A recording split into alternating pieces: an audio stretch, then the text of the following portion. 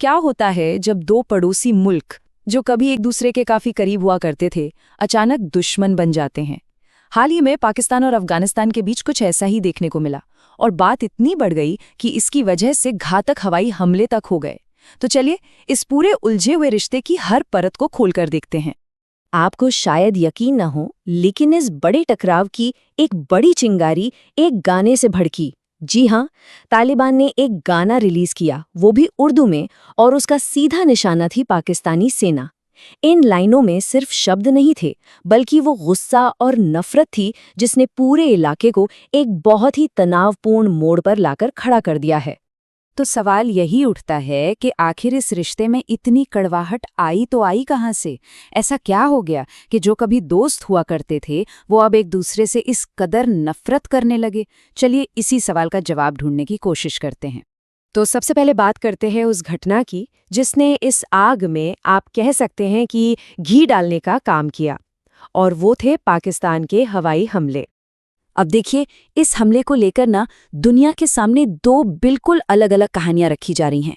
एक तरफ है पाकिस्तान जो कह रहा है कि ये तो प्रिसिजन काउंटर टेरर ऑपरेशंस थे, मतलब आतंकवाद के खिलाफ एक बहुत जरूरी और सटीक ऑपरेशन था।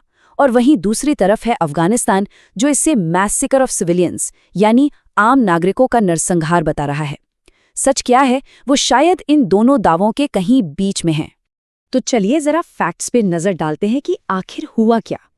रिपोर्ट्स के मुताबिक इस ऑपरेशन में F-16 और JF-17 जैसे एडवांस्ड फाइटर जेट्स का इस्तेमाल हुआ। हमले हुए अफगानिस्तान के पक्तिका और नंगरहार प्रांतों पर, और जो टारगेट थे उनमें कथित तौर पर रिहायशी घर और एक मदरसा भी शामिल था। और सबसे बड़ी बात, ये सब हुआ रमजान के पाक महीने में, जिसकी वजह से भारत समेत कई जगहों पर इसकी कड़ी निंदा भी हुई। और इन हमलों की गंभीरता का अंदाजा इस एक आंकड़े से लगाया जा सकता है, करीब 70 लोग। जी हाँ, इन हमलों में लगभग 70 लोगों के मारे जाने की खबर है।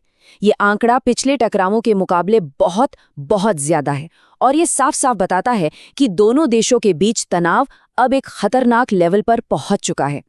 अब ये जो आज का तनाव है ना, इसको ठीक से समझने के लिए हमें थोड़ा सा पीछे जाना होगा इतिहास में, और पाकिस्तान की उस पुरानी और जटिल समस्या को समझना होगा जिसके बारे में कहा जाता है कि उसके बीज काफी हद तक उसने खुद ही बोए थे। इस पूरे विवाद के सेंटर में एक ग्रुप है जिसका नाम बार बार सामने आता है, TTP यानी तहरीक-ए-तालिबान पाकिस्तान। अब ये समझना जरूरी है कि ये अफगान तालिबान नहीं है, ये एक अलग ग्रुप है। इसे पाकिस्तानी तालिबान भी कहते हैं। इनका मकसद सिर्फ एक है, पाकिस्तान की सरकार को उखाड़ फेंकना। और पाकिस्तान का इल्जाम यह है कि TTP के सारे ठिकाने, उनकी पनाहगाहें, वो अफगानिस्तान में हैं। आपको याद होगा हिलेरी क्लिंटन का वो बहुत मशहूर बयान। उन्होंने 2013 में पाकिस्तान से कहा था, अगर आप अपने आंगन में सांप पालते हैं और ये सोचते हैं कि वो सिर्फ पड़ोसियों को काटेंगे, तो एक दिन वो आपको भी काटेंगे। आज पाकिस्तान की जो हालत है उस पर यह बात बिल्कुल सटीक बैठती है। उनकी जो दोहरी नीति थी वो आज उन्हीं पर भारी पड़ती दिख रही है। असल में कई एक्सपर्ट्स का तो ये भी मानना है कि TTP पाकिस्तान की अपनी ही नीतियों की देन है। ये नतीजा है उसकी उस पॉलिसी का जिसे good versus bad terrorist policy कहते हैं। मतलब जो आतंकवादी गुट भारत को निशाना बनाते थे वो अच्छे थे, और जो पाकिस्तान पर ही हमला करते थे वो बुरे थे। और देखिए, आज यही बुरे आतंकवादी पाकिस्तान के लिए सबसे बड़ा सिरदर्द बन चुके हैं। लेकिन क्या ये कहानी सिर्फ TTP तक ही सीमित है? कुछ एनालिस्ट्स का मानना है कि नहीं। उनका कहना है कि इन हमलों का मकसद सिर्फ TTP को खत्म करना नहीं है, बल्कि इसके पीछे एक बहुत बड़ा जियोपॉलिटिकल गेम चल रहा है। तो सवाल ये है कि क्या ये हमले सच में TTP को लेकर हैं, या फिर पर्दे के पीछे कोई और ही कहानी है? एक ऐसी कहानी जिसमें अमेरिका और अफगानिस्तान का एक बहुत ही स्ट्रेटेजिक एयरबेस शामिल है। ये थियरी कुछ इस तरह है, इसे 3 स्टेप्स में समझते हैं। स्टेप 1, अमेरिका को अपना पुराना बहुत ही अहम बगराम एयरबेस वापस चाहिए। स्टेप 2, पाकिस्तान शायद अमेरिकी हितों के लिए इन हवाई हमलों के जरिए तालिबान सरकार पर जबरदस्त प्रेशर बना रहा है।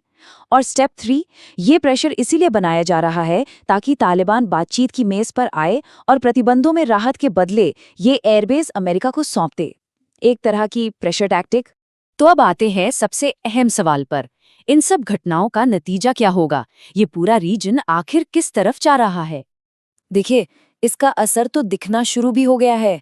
तालिबान ने बदला लेने की धमकी दे दी है। दोनों देशों के बीच जो डुरेंड लाइन बॉर्डर का पुराना विवाद है वो फिर से सुलग उठा है। एक्सपर्ट्स तो यहाँ तक चेतावनी दे रहे हैं कि पाकिस्तान के जो अंदरूनी हालात हैं, चाहे वो इकोनॉमिक क्राइसिस हो या बढ़ता आतंकवाद, ये सब उसे सिविल वॉर यानी गृह युद्ध की तरफ धकेल सकता है।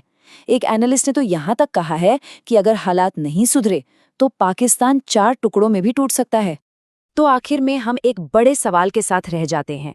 ये जो हवाई हमले हुए हैं, ये किसी खतरे को खत्म करेंगे या फिर एक ऐसी आग भड़का देंगे जिसे बुझाना नामुमकिन हो जाएगा? पूरा इलाका सांस रोके देख रहा है कि आगे क्या होता है, और इसका जवाब तो शायद अब वक्त ही देगा।